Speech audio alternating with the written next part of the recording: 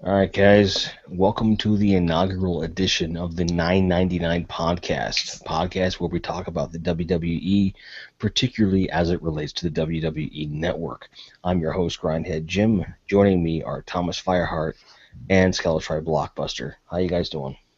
Pretty good. And yourself? Pissed off and drunk.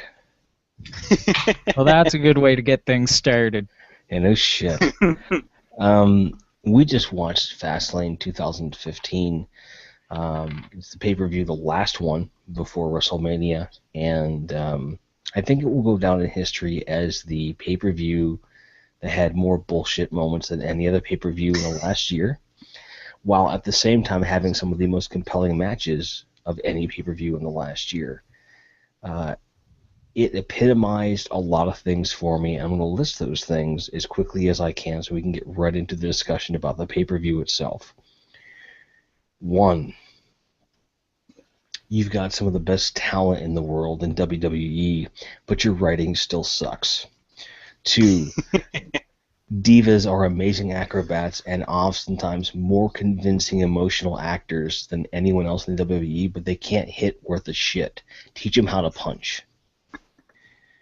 I don't buy Rusev as an unstoppable force, and I don't buy it that after 30 plus years of WWE, that referees don't understand that when someone else comes into the ring, they should probably have some peripheral vision and pay attention to what else is going on in the ring or hire second. Okay, let me just jump right into that one. Okay. That was something that I noticed and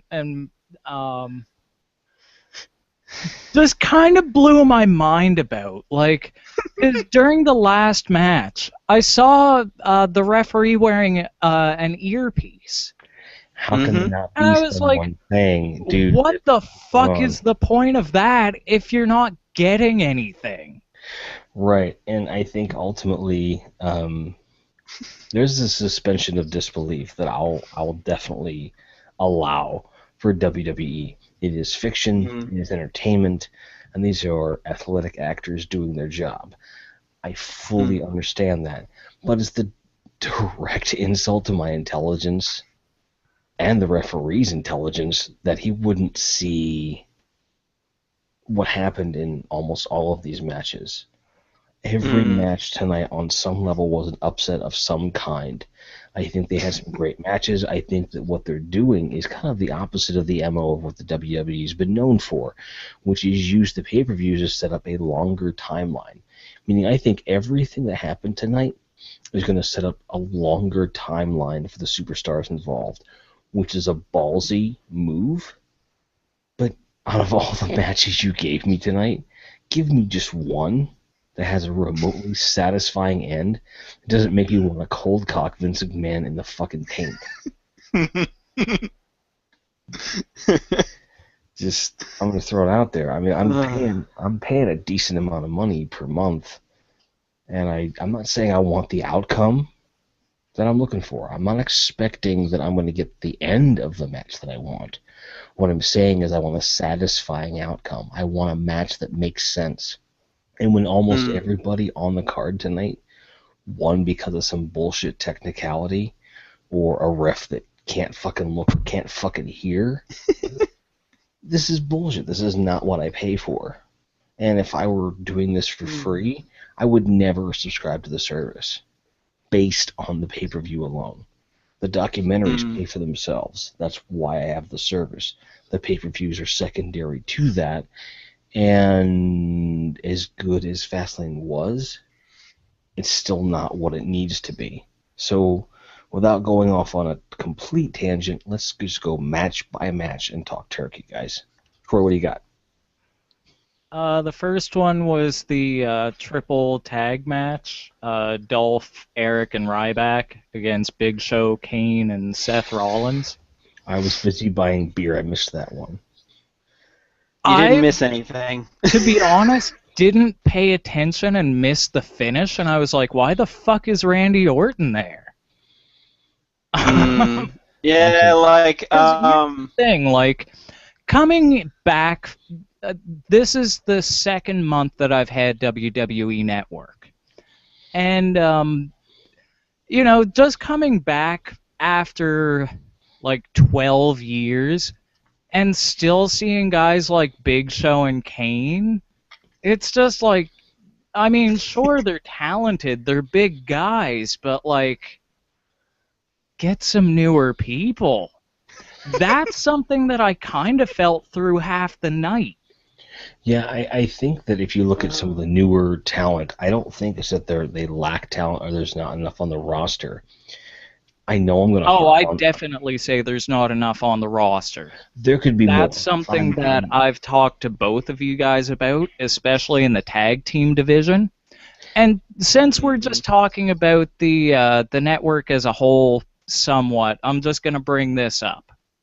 Back when I used to watch in the Attitude Era, they had a 15-team battle royal on an episode of Raw. 15 tag teams, yeah.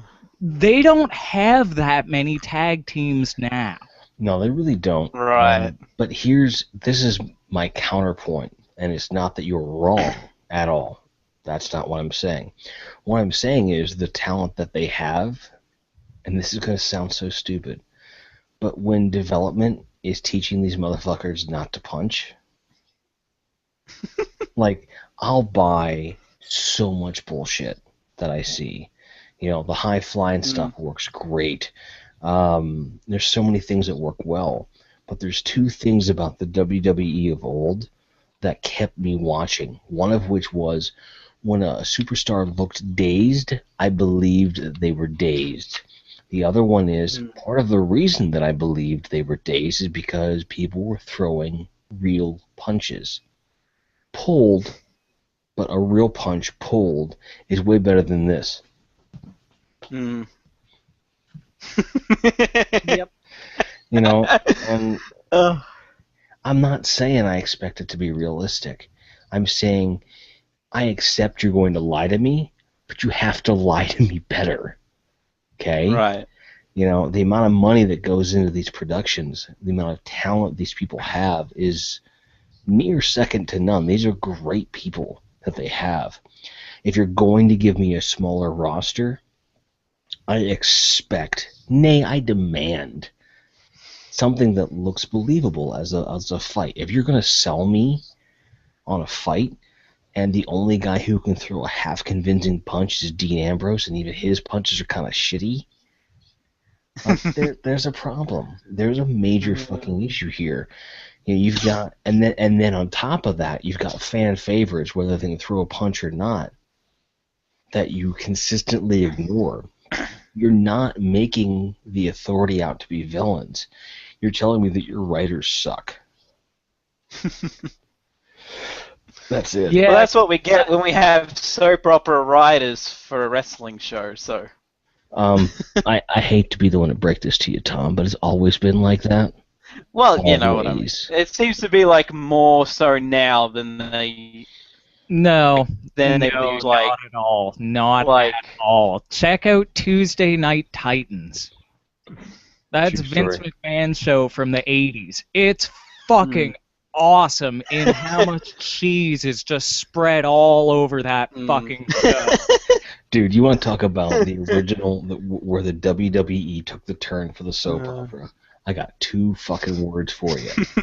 No, 3 words. Mrs. fucking Elizabeth. That is when it started. You had... Well, see, that was apparently done in a way that people actually liked, I guess. Nowadays, people won't accept that shit. That's my point, though, is that you can do the soap opera thing. You can even do reality TV and do it in a way that is compelling, given the nature, the real nature of the in-ring combat. I will take a lot of bullshit in my wrestling. I accept that. That's my buy-in. I want something that's unbelievable. I want the impossible to happen. You know. But when you force feed me these storylines that fly in the face of what the fans want and fly in the face of what logically should happen in the storyline, you're driving me nuts. And then go on Stone Cold's podcast and go, "We give the people what they want." No, you No, don't. you don't fucking give the people what they want at all. Oh, shut up, Paul. Shut up, Paul. Shut up, Paul. Shut up. And the thing is, I have more respect for Triple H now than I ever did when he was just an active wrestler. I think that he's trying basically to field damage control over Vince McMahon, who needs to fucking retire. Yes. I honestly believe, and I could be wrong, but I honestly believe if you gave Triple H full run of the company, we'd be looking at a shit ton of amazing fucking things. And that we would be going away from the big man is king to the best wrestler wins. Yeah. Spoiler, Pretty much just have to look at NXT to really see how it could possibly work. well, Even though that's a much smaller scale. Yeah, but the thing is, like, that's where Triple H puts the talent that he wants there and the talent development that he wants in there. And he's just brewing NXT, waiting for his shot. And I'll admit, I marked out when I saw Rhino this week. And here's the thing, like, with NXT, like, how much do you want to bet that one of the things Triple H has said is that I'm not bringing them onto the card until I have the freedom that I need for the creative. Vince is pushing 70. He needs to go away. In terms of creative, he needs to go. He's needed to go for a long time. Really. Which is arguable. I mean, you know. I mean, this is a guy that almost gave us an incest angle in about 2006, 2007, I think. You guys skipped that, luckily, but it almost happened. In any case, I've caught it on documentaries, and I caught enough to know. So, we're going to call the first match a wash, because I don't care. Pretty much. I think Big Show, at his age, with his ability, is being underutilized. Dolph Ziggler is being ignored. He is the Bret Hart of his generation. I won't back down from that. One of the most talented entertainers I've ever seen in this business, bar none. Takes John Cena's never give up attitude and then adds an absolute fucking clinical technician approach to what he does, which is what this generation of wrestling fan needs to see. And he's just fucking wasted on the masses. He's totally fucking wasted. Kane, great enforcer. I don't buy him as a main eventer, so I'm glad he's in the opening spot. The guys that used to be in the Wyatt family, I don't know their names. I don't remember their names. I don't give a shit. The Redbeard, he's my favorite. The Blackbeard, better character, but not as good a wrestler, in my opinion. Luke Harper, I find, without the Wyatt family, his character is kind of pointless. Is that the Redbeard or Blackbeard? The Blackbeard. Yeah, because Eric Rowan, Redbeard, like, turning to a face, it gives him a purpose and almost gives him, like a yin and yang kind of thing with Bray Wyatt. Exactly. He's kind of like the jock Luke Harper's just kind of like that guy that was like Bray Wyatt that's still around. And I would argue that his skill far exceeds his character. And this is, again, it might be hearsay. Pay him, let him go away for a year. Shave his beard, cut his hair.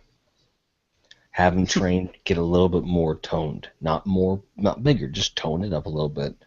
Change his name, change his character. Because the talent in ring is undeniable. Guy's amazing. Really good at what he does. Doesn't do a lot. Give him some more variety. I think that guy needs to stick around. But when we talk about the remains of the Wyatt family, Bray Wyatt has proven time and time again he can stand on his own. Perfect. Eric Rowan, easily one of my favorites. Just because you have an emotional connection. I'm pissed off about what happened tonight because I have an emotional connection to the events of what happened, which is what these guys are paid to do. I will give you that. But my emotional response is not the one that I should be getting. I should not come away from every pay-per-view with, oh, really? I should have at least one match where I say, fucking right, that's awesome. Didn't have not a single match gave me that tonight. What's the second match? The second one was Stardust versus Goldust. I was invested in this motherfucker.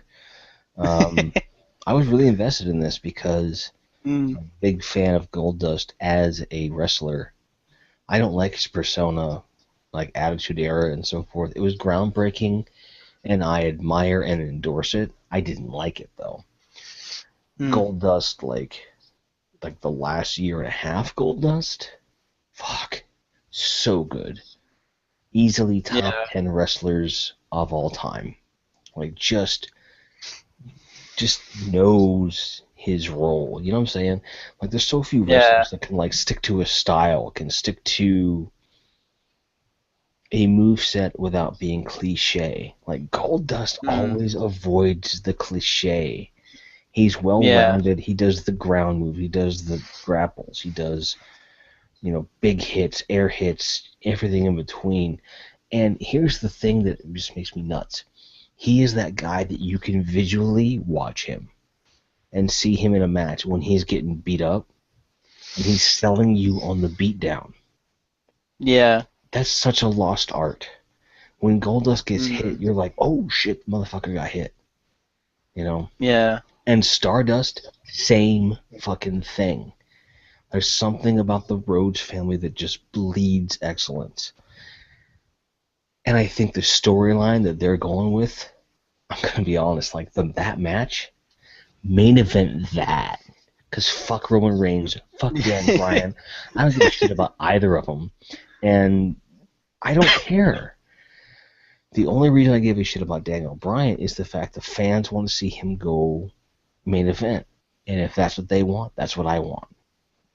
Well, just sticking with Goldust and Stardust for the moment, I'm glad that after the match, it seems like he's still going to stick with the Stardust routine. Yes. Because I love Stardust. I really do. His whole thing with the, and the hiss. I'm just amazed at how... that's so fucking badass. Here's I'm just amazed that he's actually embraced this as much as he did. Because when this first happened, I was like, well, this could go one of two ways. He'll either overdo it and it'll be, overdo it in a bad way, or overdo it in a way that it's turned out. Where it's like, holy... Yeah, right. In the sort of, I guess, early 90s, 80s kind of way where it's enjoyable. And I was like, you know what? I like this. And the weird thing is he's kind of gone back to kind of the Cody moveset, though. Because at first, he dedicated himself so much to this character that he changed his entire moveset. And it was kind of like, wow, he's really dedicated to this. But, at the same time... Yeah, I can't argue the man's talent, and if you look at his career, the man, not the character, he's been overlooked for all the wrong reasons. And this entire storyline is designed for one thing and one thing only, to establish him as a great solo wrestler. It's doing a great job of that. I was thoroughly entertained. I was pissed off by the ending. I thought he should have won. Yeah. You know what? He came back and got his comeuppance. I can't wait to see where the storyline goes. This is the one match where I said, that is what I paid for. That was so much fun. It was my first match. So, I dug it. With this, the funny thing about this is this match has been anticipated in some form or another since, God, I don't know exactly when, but when Cody Rhodes brought back the current title design, which is the old sort of 90s, 80s title design, a lot of people were hoping that he'd face Goldust at that following WrestleMania just so we could have that could be Goldust's last match or something, putting his brother over. I'm hoping that's kind of what they do here. If Goldust does retire after WrestleMania, that would be a good way to go out. I honestly, especially because he's in the best shape of his career right now. That's the thing about Goldust that bothers me, is that he's doing better match-wise than he's ever done. Yeah. He is in amazing ring shape. And Mm. on one hand, I don't want to see him go. But on the other hand, if you're going to go out right. And we'll get to that point a little bit later in the podcast. Well, yeah, and I mean, that's another thing, too. Like, I really feel like Cody's embracing the whole rest of the Rhodes family is keeping me back. You know, like, I can really get behind that. So it would be, like Tom was saying, a fitting way for Goldust to go out to, you know, to put Stardust over and, you know, have him prove that he's, you know, the king of the Rhodes family, kind of like Owen Hart did. And I've got to be honest, if you ask me right now, today, in terms of wrestling skill, which of the Rhodes family was the best, I would honestly say Stardust. Because he's... And you wouldn't get much argument. No, because he's more well-rounded. He's got the power, he's got the speed, he's got the charisma. I mean, just look at his character changes over the last 5 years alone. Like what he's able to pull off is amazing. Well, that's the thing. Like, it also can't be argued that he's the most athletic Rhodes. Not at all. You can't argue that for a second. I mean, Dusty at his prime was a butterball. And he was charisma incarnate. And I love the guy, but you know, you can't say that he was in shape at all.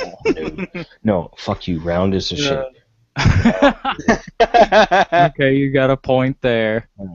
Like look at Goldust. Like he's a what I call a muscular technician, where he doesn't have the most precise moves, but he's really good at the grapple aspect of wrestling, and is just a joy to watch. Stardust, Cody Rhodes, is that plus way more acrobatics. You know, this guy screams Intercontinental title. Screams Intercontinental title. When we talk about the Intercontinental title being something that is a indicator of skill and technician status. And I really hope that continues to be the case. While I have the mic, I want to say, hey, those of you watching, thank you so much for joining us. The Q&A is actually live this time. I learned my fucking lesson from the last podcast. Feel free to list your questions. I can see them. We will be answering them as the podcast continues. Do either of you guys have anything more definitive to say about the Rhodes family feud, or should we move on? Just interested to see where it's going. As far as I'm concerned, I was almost kind of... Because, like, with how WWE is going these days, they seem very short-term thinkers at this point, rather than slow-burning feuds, which even Triple H pointed out on that thing with Steve Austin. But this looks like I'm glad that this isn't over, because my fear going into this was that this would be it. It would be one and done. But luckily, it's not the case. Definitely. It's something that I think that it seems to me that Paul is getting more creative control. And I would almost say, if I had to be a betting man, and I'm not, that Triple H is going to be taking over the creative control after this WrestleMania. That is going to be, this WrestleMania is going to kind of put the kibosh on Vince's creative control. It certainly seems that way. Maybe it's wishful thinking. I don't give a shit. Let's move on. What's next? Next was the Usos versus Tyson Kidd and Cesaro. I have one thing to say about this match, and I'm going to go take a piss. It's very easy. The Usos are great. I'm tired of them. I'm glad that fucking Cesaro and Tyson Kidd are getting the push. Both wrestlers deserve it individually. As a tag team, it's just a twofer. I'm happy. Agreed. Yeah. This was one of the few matches of the night that I actually predicted correctly. Yeah. Because I mean, part go ahead, of it, go ahead and wax on it. I'll be right back.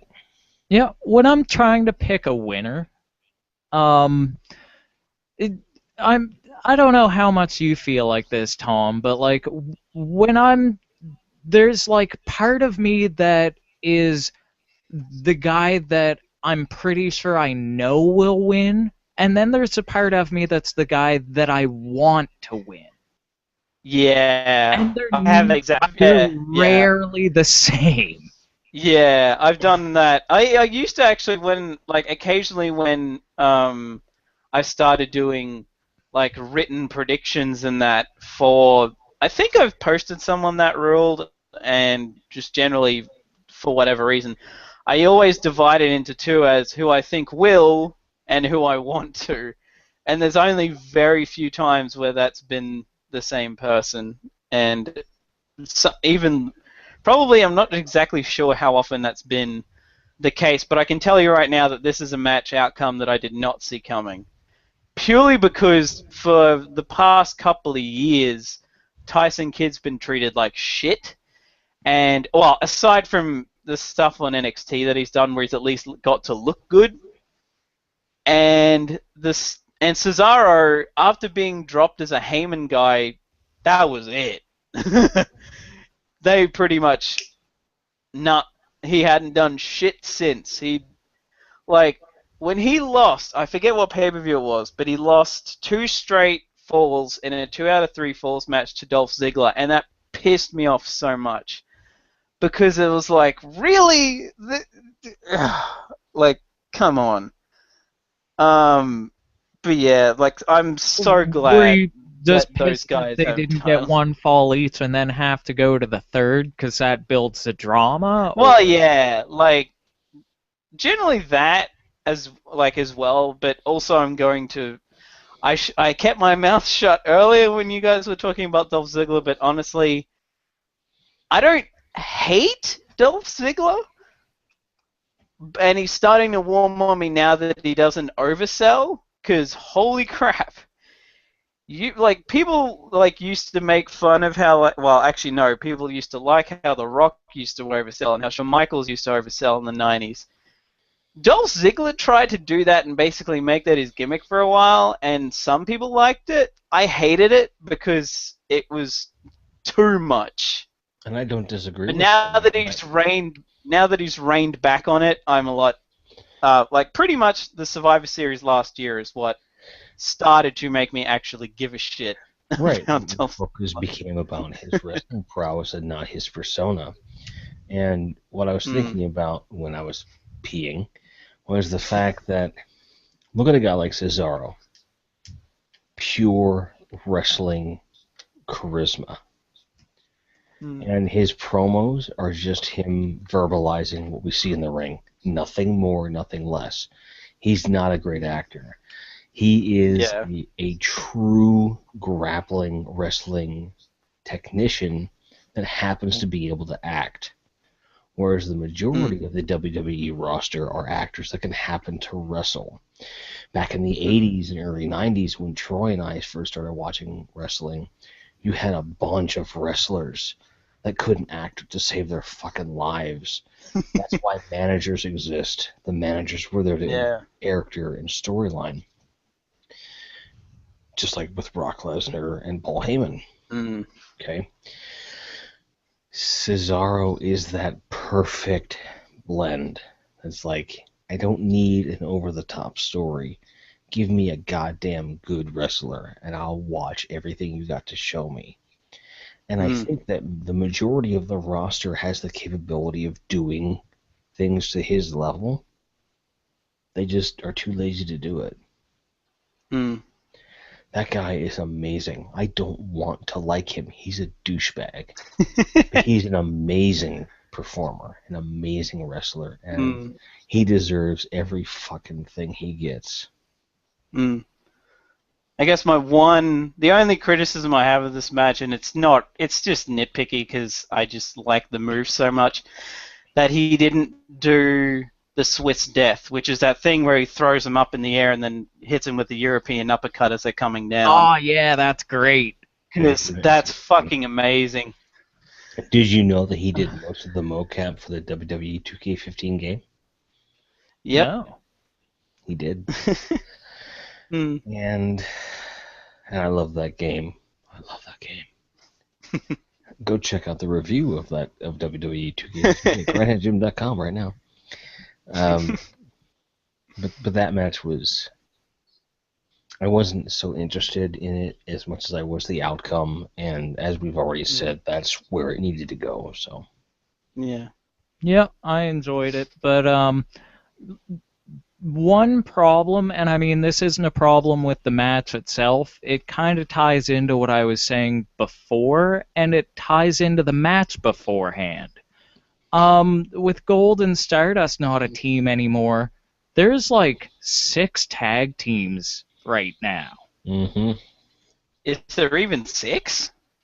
Uh, Like, let's see. It's the Ascension, the New Champions, Usos. Slater Gator. Oh, yeah, right. They still exist. Let's see. Well, that's 4. Miz and Mizdow, I guess, technically. Although that's kind of in jeopardy now. Yeah. What the fuck are they doing?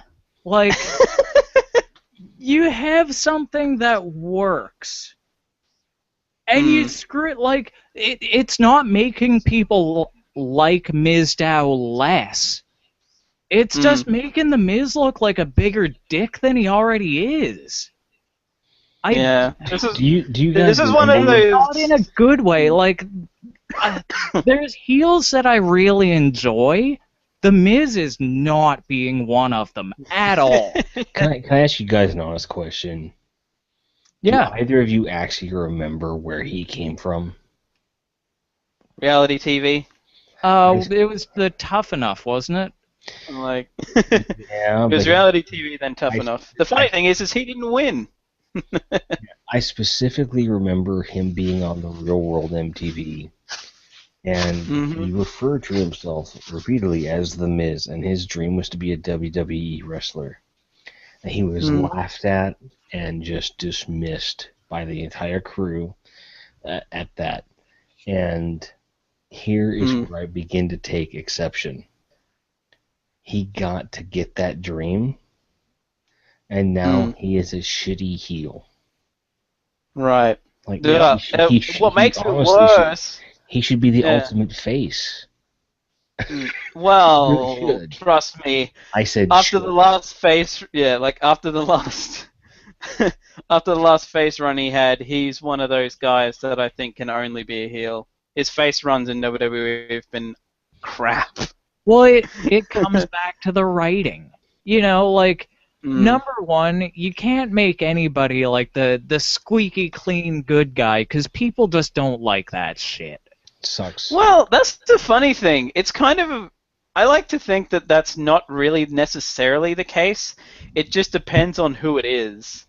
Because, like, when you really think about it, Daniel Bryan is kind of almost a squeaky clean baby face in some cases. Or at He's least, turning more into a dick, and I'm enjoying that. Huge difference. rewind. Huge When he difference first between- came in, Meh. when he first came in, he Doesn't was. matter. Now, here's the thing. And the crowd was behind him.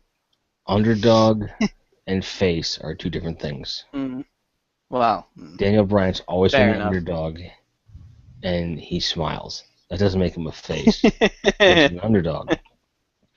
John Cena is a face, and But they like to think is still an underdog, despite the fact that he isn't. here's the thing. I'm not going to sit here and talk underdog with John Cena in the same sentence. There are other things I'm sick of. I didn't want to bury the lead on this one.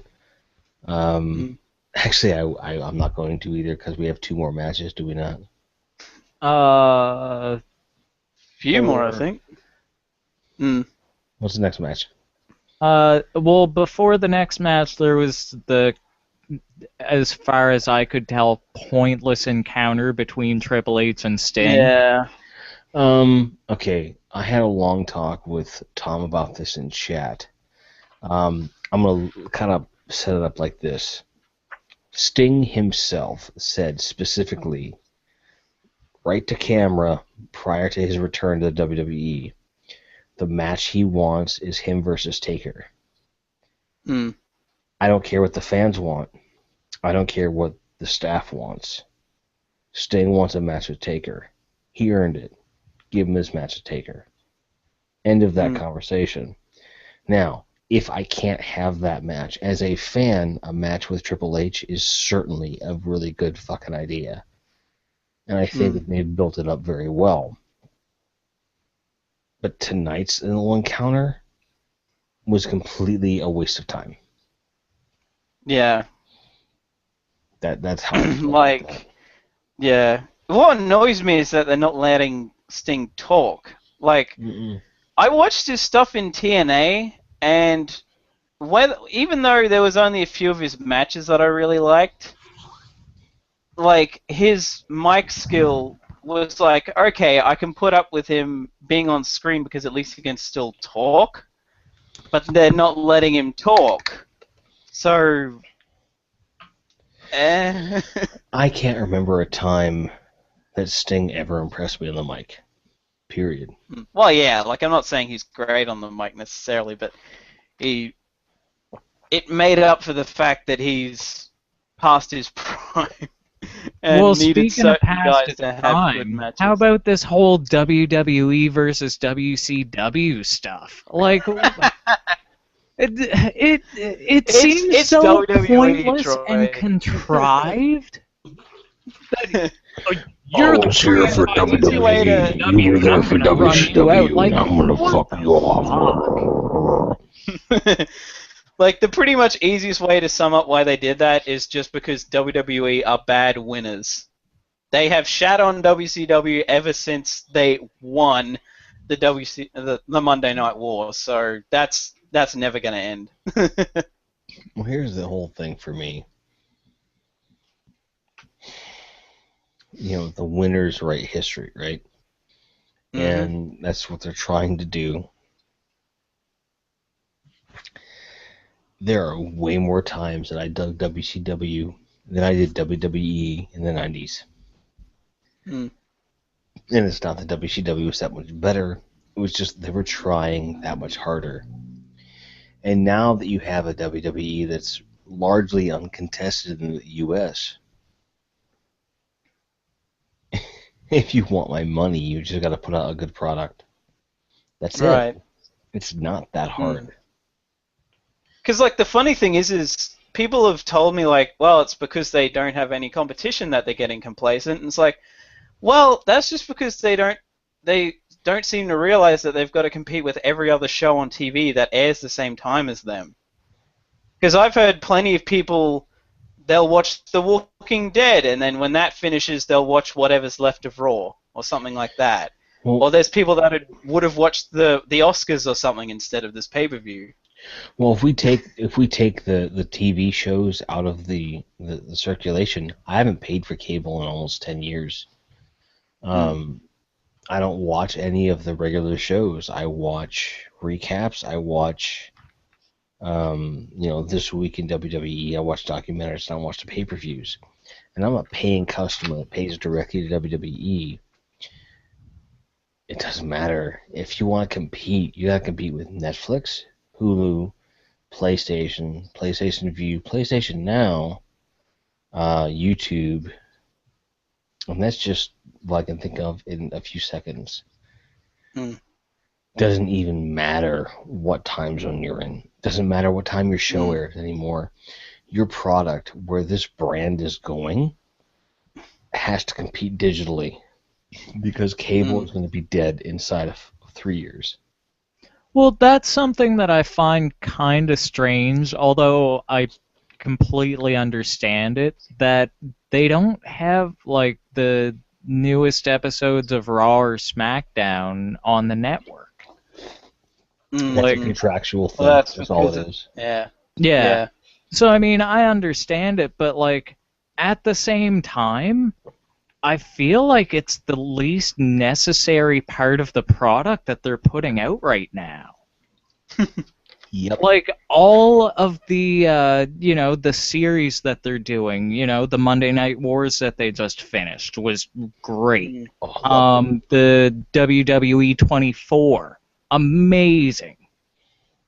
I've been watching documentaries like crazy. Oh.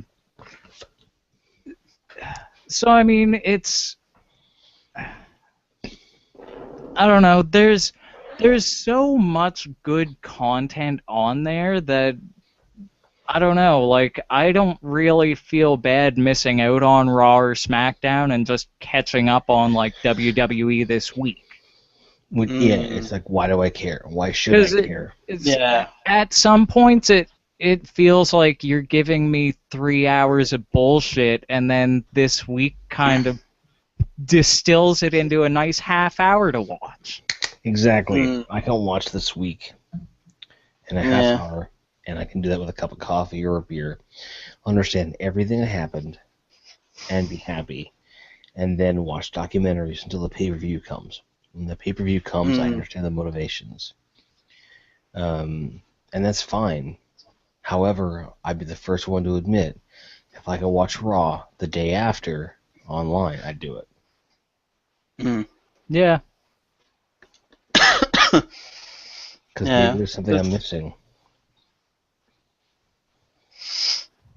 Yeah, the thing with me is I've gone from, it used to be when I sort of first got into wrestling, when I missed Raw or SmackDown, I'd be annoyed or like, oh shit, damn it, I missed it. Now, it's like I haven't watched Raw since I did a video basically saying that I wasn't going to watch it anymore back in 2012. August 2012, the Raw before SummerSlam that year, and I just can't be asked watching SmackDown, so... Yeah, I actually remember... It's been about a year or so since I've watched that. I remember your Raw video. It was one of the videos that I watched when we asked you to join that rule. Because I actually respected the dedication, like, fuck this show, it's dumb, I'm done. Because that's just it. A lot of fans will say, oh, that was shit, see you next week, and I hate that mindset. So I just decided, you know what, I'm not going to be like that. This has pissed me off, I'm not going to watch anymore. That's 3 hours I could be doing something else. Totally respectable. So, what's the next match? The next match was... Paige versus Nikki Bella. And then after that was the little interlude of certain things that we're not going to talk about yet. No, it was probably the one after that. Okay. Paige versus the Bella Twins. I have one thing to say about this match, and I have to say about every single Divas match. They don't hit hard enough. Yeah. I don't I'm not sure if you've seen the criticism before, either of you have, but another criticism about most female, at least in WWE anyway, most female wrestlers get is that they don't hit the ropes properly. They seem to like, they go to run, but then they like stop and like just sort of gently hit the ropes and then keep going. Yeah, there's a lot of pulled hits, and I'm not sure I agree with it. It's not that I think these women are incapable of that. I think they're very capable. I don't give a shit if they're as small as Paige or the Bella Twins are. I think that somewhere along the line, someone's trained them to be soft. And I've got to be honest, we've seen divas less than a decade ago that could do way more and could compete against males. Well, my only criticism about this match is compared to any match ever in NXT, who cares? Right. Like, the NXT divas are fucking amazing. Like, every match that, you know, Sasha Banks or Charlotte, or Blue Pants, they're all really good, you know, like this is what I would argue. NXT women's matches, they're matches that I want to watch. The main roster, I'm just like, you'll probably see a good move or two, but they're not that compelling. Those of you that are watching, Name a Divas match that you really looked forward to. Go. Now that being said, here's my thing about Divas. Paige. Put Paige against any of the NXT wrestlers you just mentioned. My issue is with basically everybody else in the Divas roster. Bunch of fucking hacks. I'm sorry.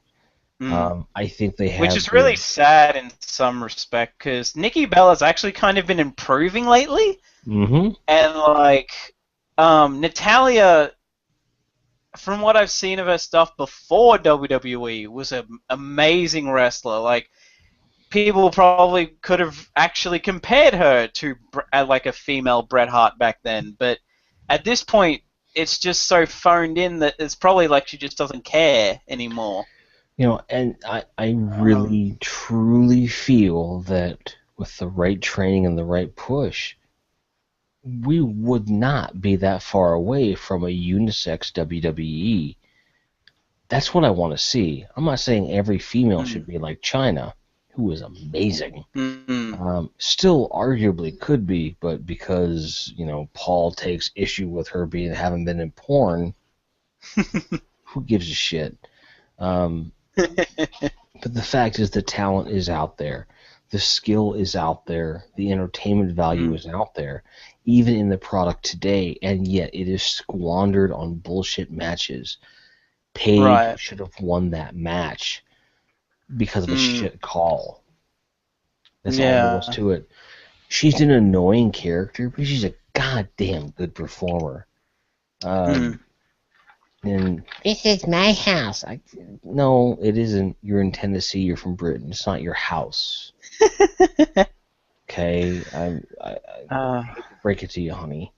You're a great wrestler, but this is my house. That's not. Yeah, like the sad thing even is that the Bellas keep getting pushed, but the crowd was dead for pretty much the entire match and both entrances and afterwards, which is sad. Because it's like is why what I have seen. I got WWE Network in July, August, September, November, December, January, February. Every single Divas match, you could have said that. Yeah. Because they're just not believable. They're just not believable. Like and it's not even funny anymore to me. Like it was really funny back when. Here's an example.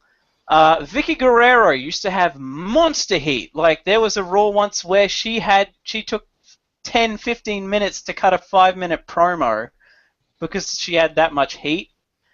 Yeah, she tried to introduce two women, Layla and Michelle McCool. The heat died immediately when they came out because they... And it was just, that was funny, because it was like, wow, they are so shit, and the crowd cares so little, that the heat just died, and they couldn't piggyback off it.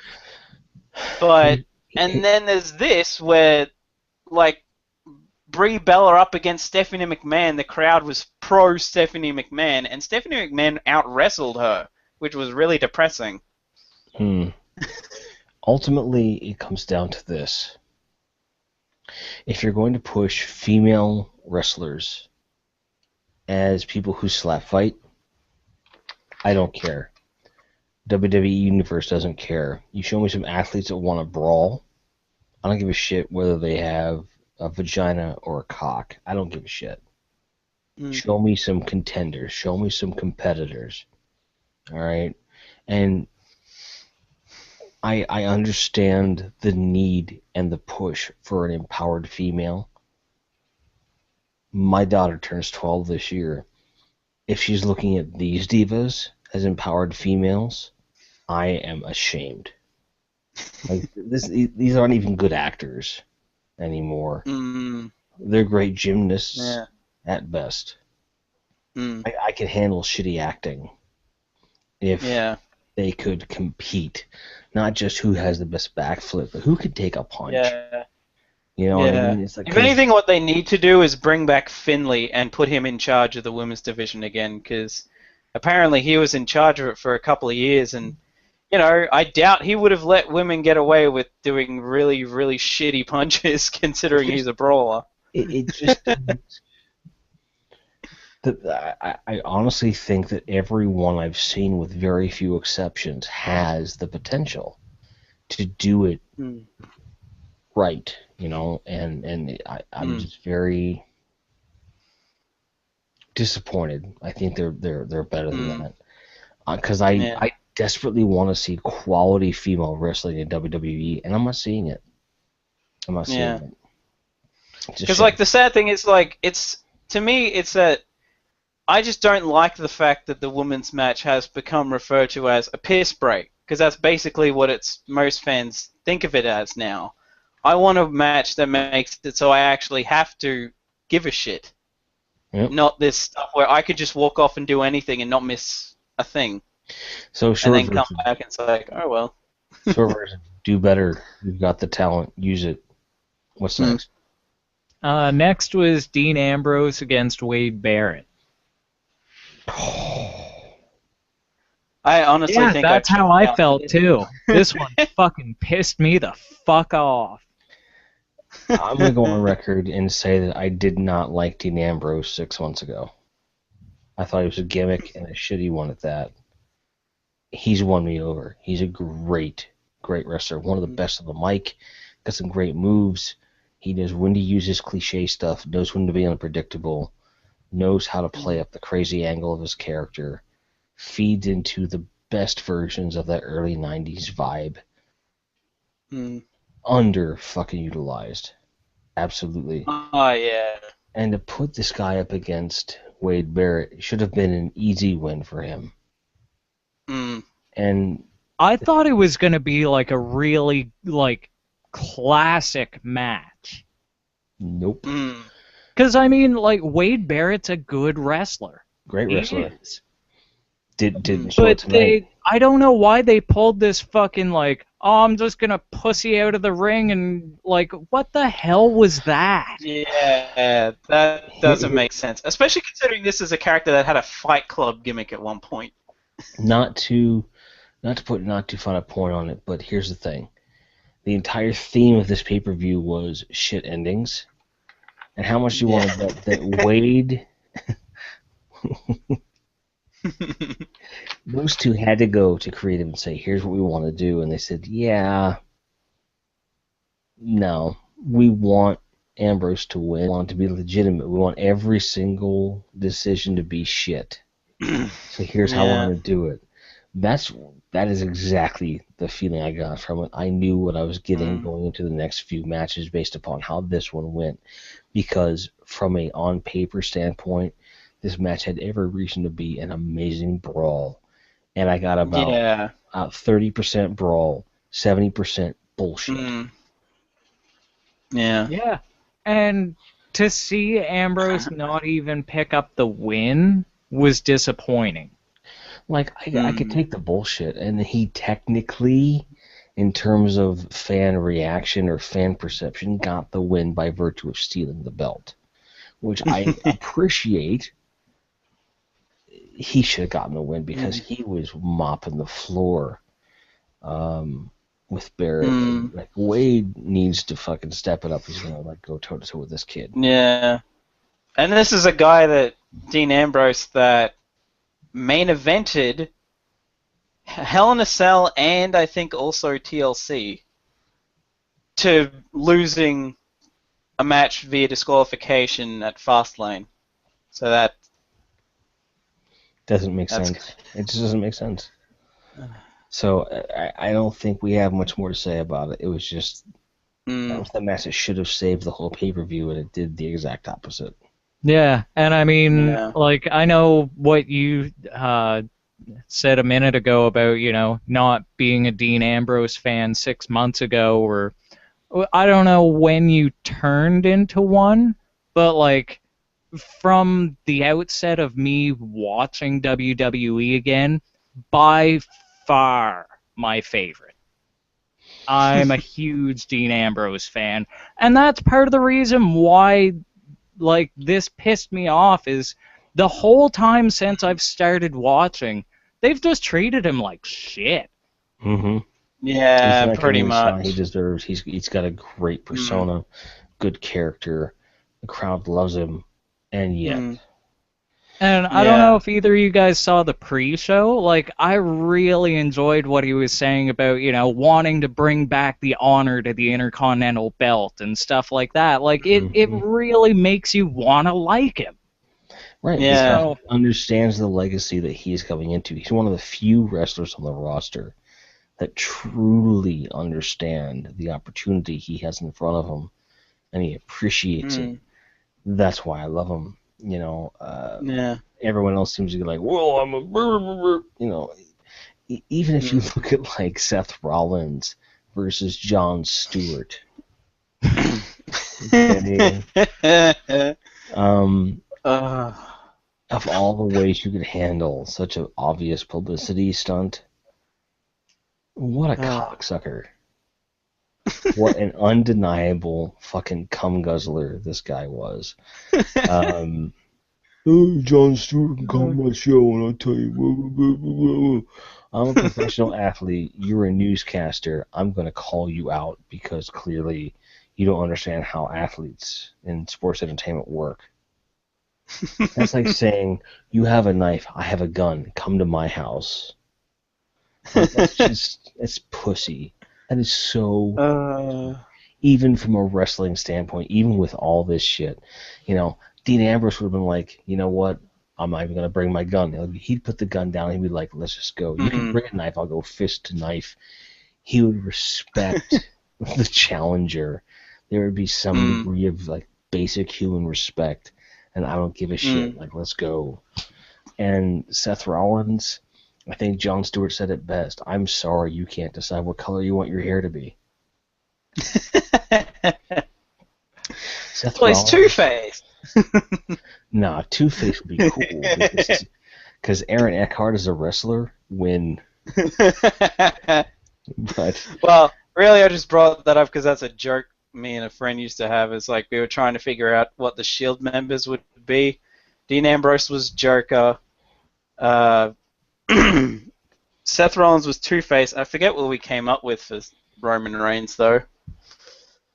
Don't think we ever um, actually settled on anything. I'm gonna go with Solomon Grundy, Yeah, that works. meaning absolutely no imagination, shitty ass writing, no character depth, strength. Never cared about his character. I'll come back to that in a few Yeah. minutes. Really, that sums up most Samoan wrestler characters anyway. So, I'm going to inject my own piss break. This is going to become a new podcast standard.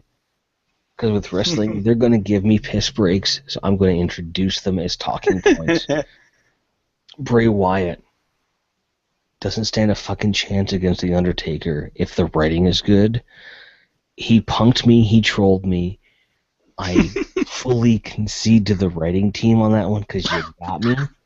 But you're not going to give me Sting versus Undertaker, but you expect me to swallow Bray Wyatt versus Undertaker in WrestleMania?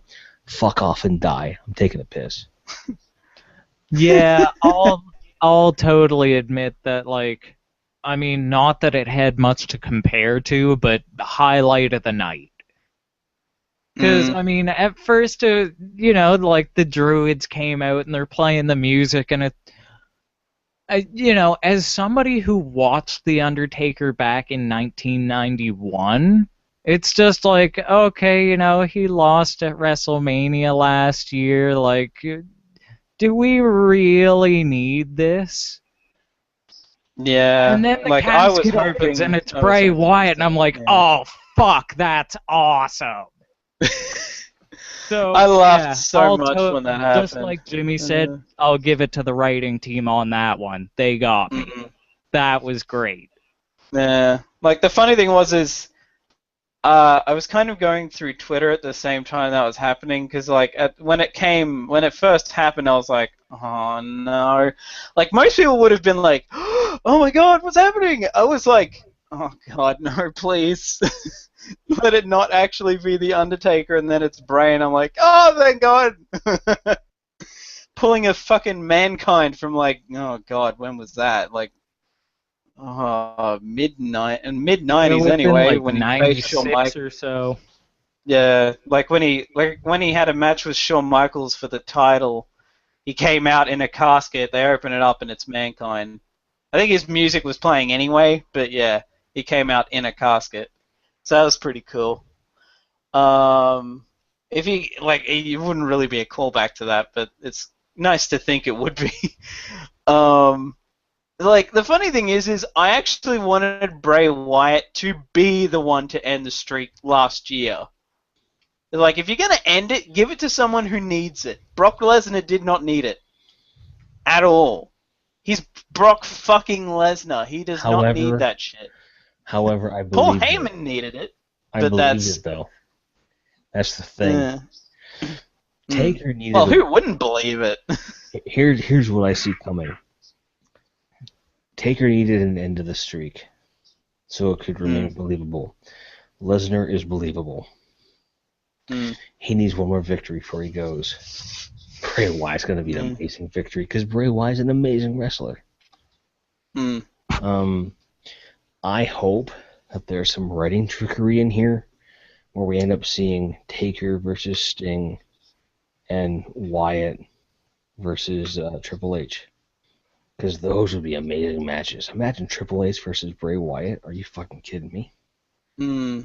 That'd be It'd be so good. And the funny thing is it wouldn't be hard to really bullshit it since Bray Wyatt isn't necessarily pro-authority anyway, so you wouldn't have to try very hard to switch him face. Even if it was just like face by association of he's going up against Triple H. Like he's not necessarily the face. What if it's something as simple as Bray Wyatt and Triple H, by virtue of supernatural intervention, end up not showing up to WrestleMania, and then you have to have Sting versus Taker, which they may well be building up to. Like I would, and I said this in the chat, and I mean this. Sting wants to wrestle Taker. Sting has earned his slot in wrestling pantheon. Give him the fucking match he wants. Give Taker a good adversary. Yeah. The fans don't give a shit about what you've just presented. Yeah. Like, what I respect that opinion, but I'm just gonna, like, I'm not gonna go well into it because I could pretty much write a whole article on this. People who still want it, I was kind of one of those people for a while, but then I saw Sting slowly dwindle to the point that he has like 2, 3, maybe tops good matches left in him. Taker's done. He's so far over the hill that he's down the other side. Okay, so that match would be like Brock Lesnar Taker was, but even worse. Because if you liked it, that's fair enough. That's your opinion. But mine is that match was horrible. And any match that they have at this point in their career, it's going to be horrible. So yeah, I just have a couple thoughts and questions about, you know, like the whole Undertaker and just because like Jimmy's on one side of the streak and Tom's on the other. And before WrestleMania 30, how often was the Undertaker wrestling like the previous year? Pretty much, I can pretty much tell you that after a certain point, when it came to the Shawn Michaels matches, he pretty much only did that match, and that was it. It was like WrestleMania, and that's it. Except for, I'm trying to think of which one it was, but there was a WrestleMania where he stuck around for like a few months to help build the Shield up a bit, and then they powerbombed him through an announce table and he fucked off until WrestleMania. But I forget exactly what year that was. I think that might have been after the 20-0, so that was 28. Which honestly, the funny thing is I still say to this day, 20-0 should have been it. He should have retired after that. And Triple H should have also retired after that. Because that was the perfect ending. That's the conclusion that I'm trying to figure out. Like, was it necessary to break the streak? You know, for Undertaker to come back after, like, how many months after WrestleMania 29 to come back to WrestleMania 30? Probably wrestled, like, maybe 2 matches the whole year. So, was there a point to it at all? To me, no. Like, I can tell you totally exactly what the agree that point it was. helps build Lesnar as a monster heel. Asses But in was seats, it gentlemen. Asses in seats. Well, that's the sad thing is when Taker's like finally breaks his legs at WrestleMania this year, they won't have an option. That'll be it. He'll have no knees. They won't be able to use him next year, and that's it. Nothing to sell WrestleMania on, because that's basically what they sell it on every year. Well, that's kind of the thing that, you know, like this year, if it's Taker against Bray Wyatt, like, without a streak, I don't give a shit about that match. I sort of do for the curiosity, but like even then, it's like this. If I would have put like Bray Wyatt last year in the place of Brock Lesnar, have Brock Lesnar beat some fucking one else, I don't care, and then like Bray end the streak with the help of the Wyatt family, and now he would have moved up to being a major heel. That actually would have got heat because the crowd would have a reason to hate him. People still cheer Brock Lesnar. People don't give a shit that he beat the streak. Paul Heyman's the one that has to keep hammering it into their heads for them to get booed at all. So well. Yeah, like, that's the funny thing is, like, as it has been said before, and I will accept this form of it, it didn't help Brock Lesnar at all, but it did help Paul Heyman, because now you associate someone with Paul Heyman, and it's easy to draw heat to that person because Heyman's got it. Right. Yeah. But, like, Brock Lesnar has never lost to The Undertaker at a pay-per-view, period, so, you know, I guess they wanted to keep that intact. Yeah. There is that. Which, that's another thing, real quick, that pisses me off that WWE didn't bring that up after he won.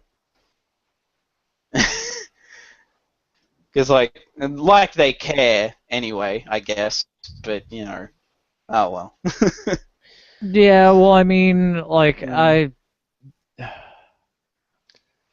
can't say as though I really enjoyed, like, the cast of commentators they have.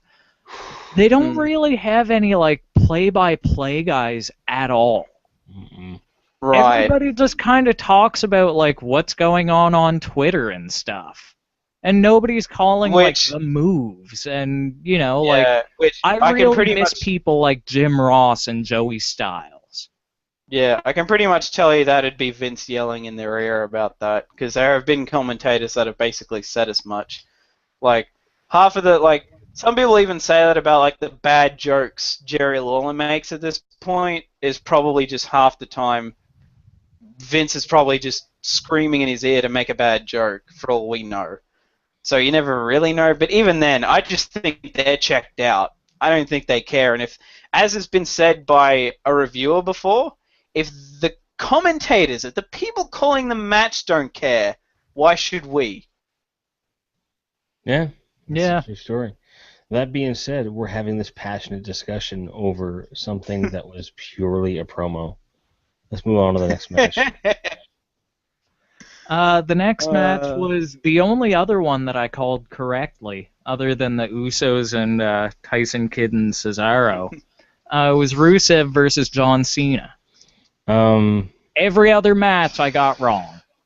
All right, here's the deal. Rocky Rusev. IV, the alternate cut. Here's the thing, Rusev. I have never, nor will I ever, buy him as unstoppable. And it should have ended that streak. It was stupid. It was a missed opportunity. I'm surprised they didn't. All they're doing is they've got nothing for John Cena to do that has any weight whatsoever. So they're going to draw this out as long as they can. Short version. Spoiler alert, Rusev won. It was a good match. It made me buy into John Cena a little more than I have the last few pay-per-views, but ultimately, I just don't give a shit. No, Yeah. and like with what you were saying about they don't have anything for Cena, like I feel like, with everybody else, in that like run for the title, he's just kind of thrown to the wayside, and it's like, yeah, he won the U.S. title 10 years ago. Let's do that again. Right. And the big thing for me is real simple. And I'm going to catch a lot of flack for this. I don't give a shit. Even at his worst, I buy John Cena in the ring every time more than I ever bought Hulk Hogan in the ring. Yeah. Oh, John Yeah. Cena's technically sound. Great wrestler. Great wrestler. He's only got a few tricks, but those tricks he executes every time perfectly and legitimately. The guy can take a punch, he can give a punch, he can do the throws, he can do everything. And Yeah. this whole And unlike Hogan, he's actually expanding his moveset over the past couple of years. exactly, he understands he needs to grow. And while I'm talking about things that I'm tired of, let's go Cena. Cena sucks. You know what? Fuck you. If you think he sucks that bad, show me a wrestler that can do better in the current roster for as long and raise as much money and awareness and keep the company alive. If you as a fan honestly think that Cena sucks, without Cena you have nothing to watch. So suck a fucking dick. Yeah. Counterpoint, If anything, I just for their ticket, they can say what they want. Not every fan likes Cena. And that's perfectly fine, but I think that the point was made a long time ago, and I'm done with it. This idea, you're going into a match with Rusev versus Cena. Rusev, who I have yet to meet someone that likes his character at all, which is a good thing for a heel, versus Cena, who is ambiguous at best. If we're going to believe the storyline, this is literally Russia versus the U.S. If you're chanting, let's go Cena, Cena sucks, the Cena sucks side is literally saying we want Russia to win. And it's not that I think these people really think that, it's that they're that committed to that bullshit chant that they're actually going to say, let's go Cena, Russia wins. Fuck you. That would honestly have been hilarious, honestly, and it would have been at least better than... Honestly, think people just do that out of habit now. That's maybe that's they my actually entire point. do. That's my entire point. It's like, something... I'm not saying you should swallow the storyline hook, line, and sinker. What I'm saying is, get over yourself. Yeah. If you're in the universe and you're that wrapped up in how much Cena sucks, there are better ways to express yourself. It has been proven. Just look at the last 6 pay-per-views. What the universe wants isn't coming. They don't care. Shut the fuck up. You're ruining my experience. I pay my money just as much as they do. How much of a percentage of that audience doesn't have the WWE network? I pay more than the cost of several tickets throughout the course of the year. I don't give a shit. I'm done with this entitled internet fucking generation attitude. I'm done with it. Yeah. I'm not saying you should cheer him. I'm just saying let's drop the token he sucks attitude, because your point's been made. He is on the bottom rung of where his career is ever going to be. He's either going to win it back or he isn't. You got what you wanted. Leave it alone. I'm over it. Well, there's another thing, too, is, like, do you guys think that they might be, pitting him against Rusev just because Cena's been getting a lot more booze lately? That's my point. And they think that, like, the way to solve it is to, put him against a guy that everybody hates? Yeah, and I think that's probably what they think they're doing, and it's obviously not working. I think it's a bit of that, plus they just want to put him up against someone that we think, Cena's going to win. Because to me, this has felt like an Umaga situation, where Umaga went undefeated for almost a year. And then Cena beat him, and then pretty much nothing happened for the rest of Umaga's career. And people thought that was going to be this situation, where Rusev would lose, either fairly cleanly or just lose. And bye! See you back in NXT or some shit. And no, we didn't get that. And honestly, I applaud WWE for not having Cena win, in the sense that everyone thought he was going to. Well, here's the match I want to see. Triple threat, 2 pins required for a win. Brock Lesnar, John Cena, and Rusev. Lesnar pins Rusev. Lesnar pins Rusev. Cena pins Lesnar. Doesn't have to be a title match. I just want to see that. Just so I can stop hearing about how indestructible all these fucking people are. Yeah. Fucking people. Yeah. But when Rusev, you win the match, if I kicked you in the balls and kicked you in the nose and almost broke your nose, you wouldn't get up either. Yeah. Like, that's Rusev I've only really enjoyed because of his kicks, and that's basically it. Like, if they made him more of a striker than a kind of grappler, kind of not really sure what the hell he is kind of thing, then it might work better. But, like, believably, a guy that relatively small, really, he's kind of fat. Like, I can't really buy this guy beating the Big Show. I can't buy this guy beating half the guys he beat, really. And like Cesaro, if Cesaro ever came up against him, I'd be calling bullshit if Cesaro lost. And, like, short of him like cheating somehow, like he had to beat Cena by cheating, and I pretty much figured that was going to happen. Yeah. But I mean, that's the unfortunate thing. Like, I felt that this was a really solid match, except for the ending.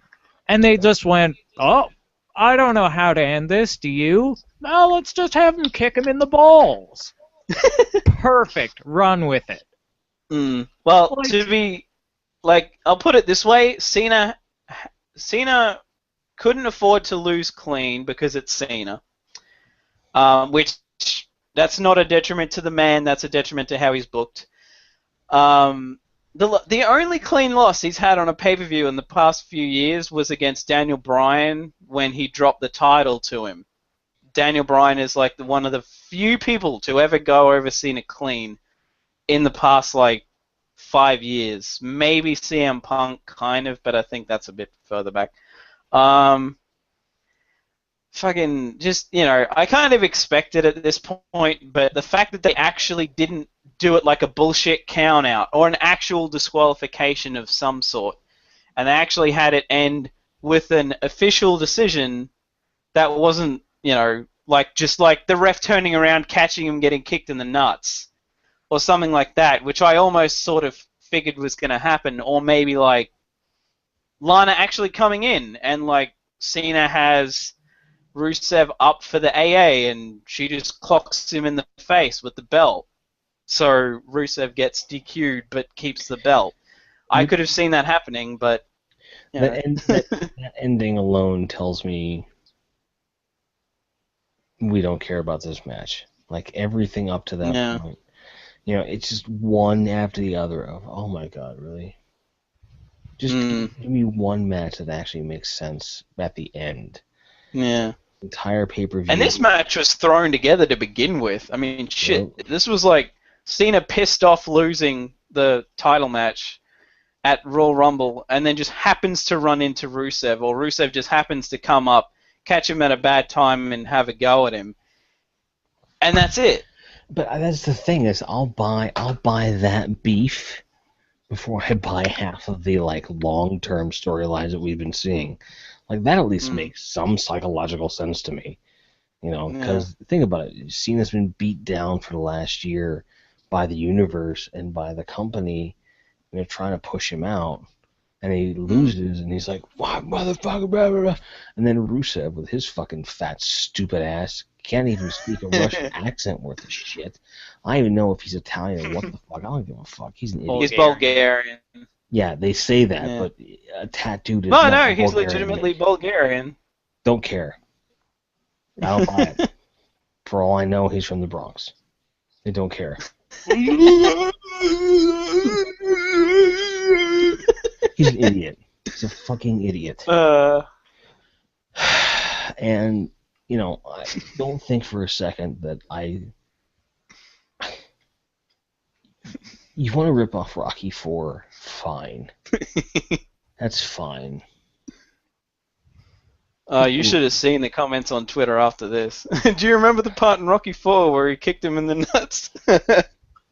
And while I'm at it, fuck live Twitter casts. If you ever post on Twitter the outcome of a match, you are a piece of shit and put a gun in your mouth. Okay? In today's day and age, when there is archived video, give it 48 hours. That should be the rule. Give it 48 hours. I understand we want to have discussions. But here's the thing. Had I not had the opportunity to take some time off work, I would just be watching it now. And if I happened to open Twitter prior to that, which I would take responsibility for, it's bullshit. It's bad sportsmanship on the part of fans. You know, I'm not saying any of these matches were huge spoilers or whatever, but I pay good money for this network. A lot of people can pay good money for this network, and I want to see the matches the way I want to see them, not at John Cena, at Rusev.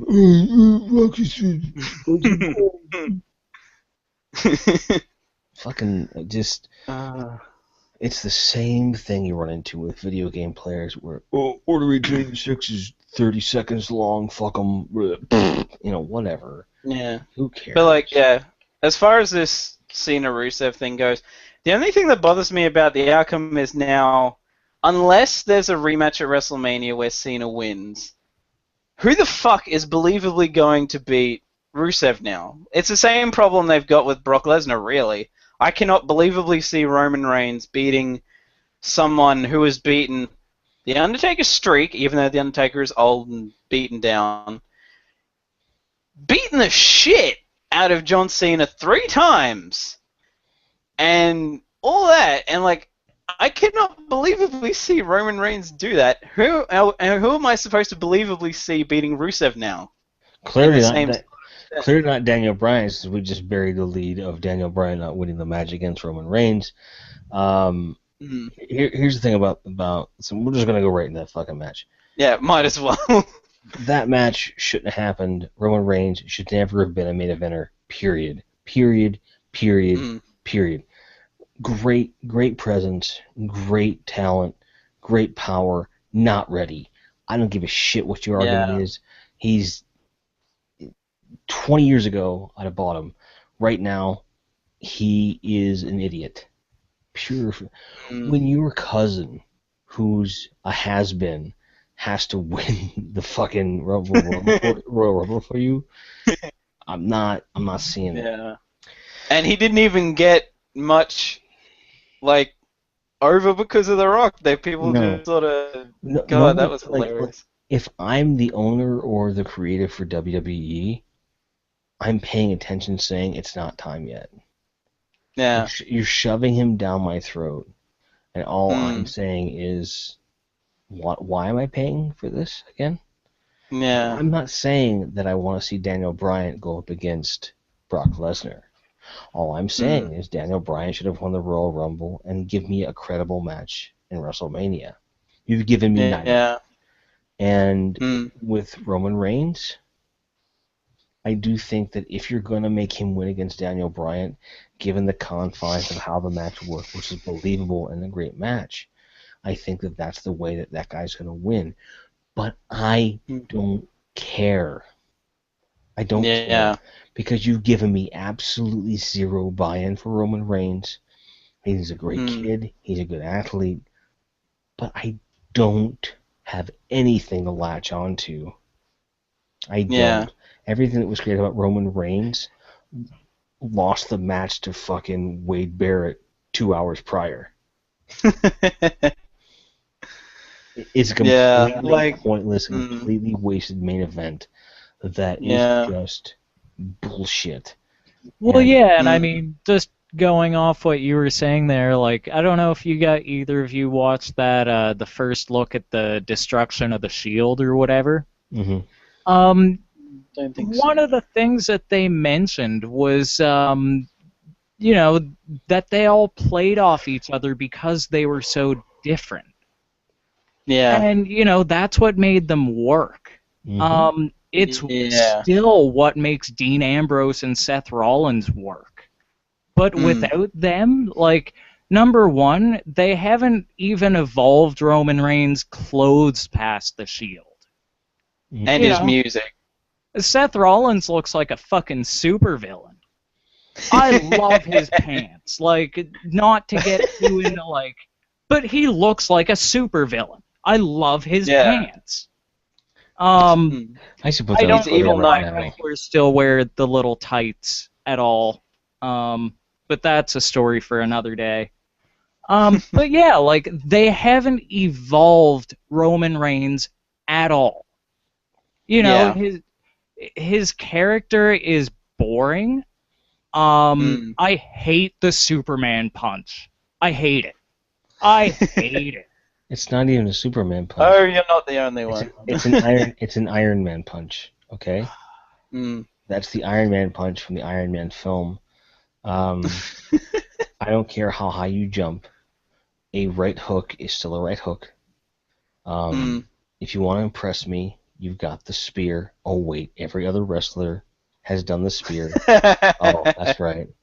But if you're going to do the spear the way Roman Reigns does it. I'll give him credit for that. Yeah. He took the spear and really made it devastating. But I say own that. And the funny thing is that's part of what made people like him when he was in the Shield. Just the fact that he had a good spear, and his most sort of well-known trait was just spearing people through the barricade. Yeah, his spear. I don't know that there's a wrestler out there that's done the spear better than he has.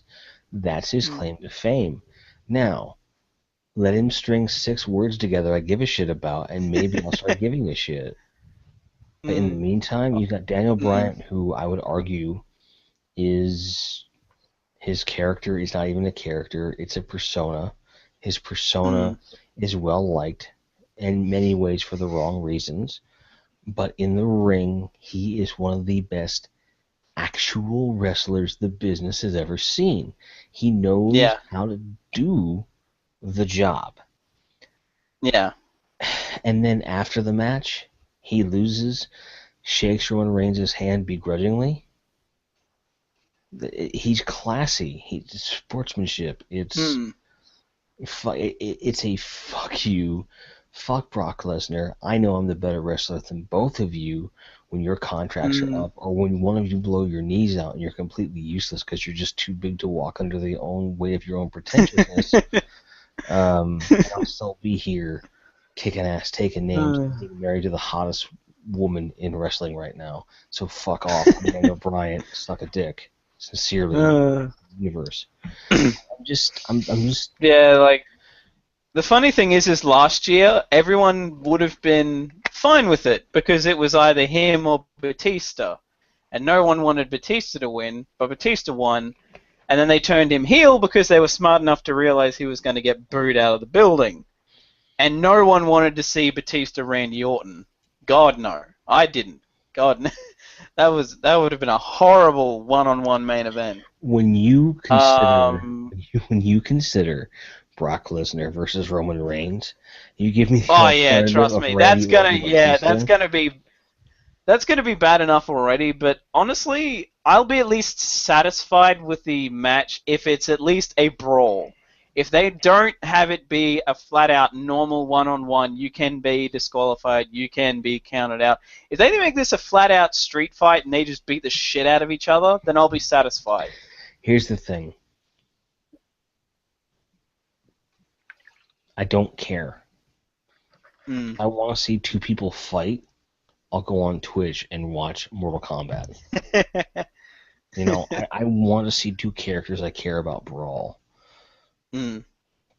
You know, I would be way more interested in seeing Paul Heyman and Vince McMahon get into a verbal argument Mm. for an hour. Like, that would be a main event I would orgasm over.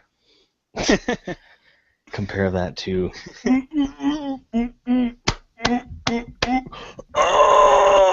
Look how much water I can put in my hair! I don't care.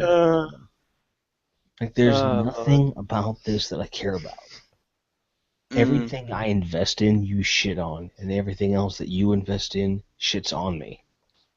Where's my money going? Where's my money going? The funny thing is the last time this sort of situation happened where someone defended their Royal Rumble win against someone else, we got a triple threat match. Granted, that was pretty much because it was Randy Orton and Rey Mysterio, and Randy Orton cheated to win.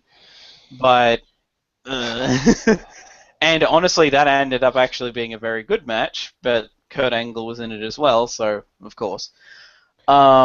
But yeah, I don't see that happening this time because they did that last year. No one liked it, so they threw Daniel Bryan into it and Here's gave us what we wanted. Now, I doubt they would do that again this year. Maybe Arnold Schwarzenegger needs to celebrate his Hall of Fame induction by shooting all the main eventers in the head.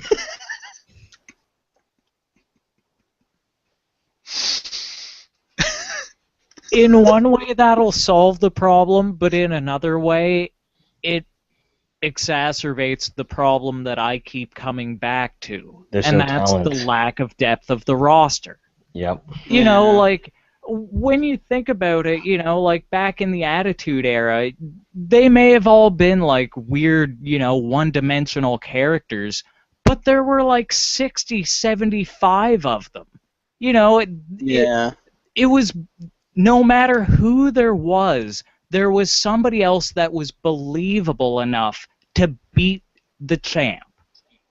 Yeah. You know, if there was somebody in the roster who, you know, was young but was as big as, like, Kane, main event to fight Brock Lesnar. You know, if they had somebody like in NXT, somebody like Baron Corbin. If he was a little more experienced, you know, enough to come to the main ranks, believable. Yeah. Kevin Owens may be believable just because of how they're building him. But, I mean, like, they don't have anybody. And that's why WrestleMania is going to be fucking boring. Pretty much. Like, the last couple of WrestleManias for me have been, for the most part, kind of hard to sit through. Last year, I actually liked the Triple Threat main event, but the main match that was worth watching, of the three that I actually liked, was Triple H versus Bryan. That was the match everyone cared about. They blew their load, and they blew their load in the first match. And from then, it was just like all downhill from there, pretty much. And they can't afford to do that this year, because that's just, well, you know what, I would say that would be repeating themselves, but they've done that with fucking Taker matches anyway. They did Shawn Michaels 2 years in a row, Triple H 3 times, and 2 of those times in a row. So, but... Yet he like, still honestly, gets 3 caskets.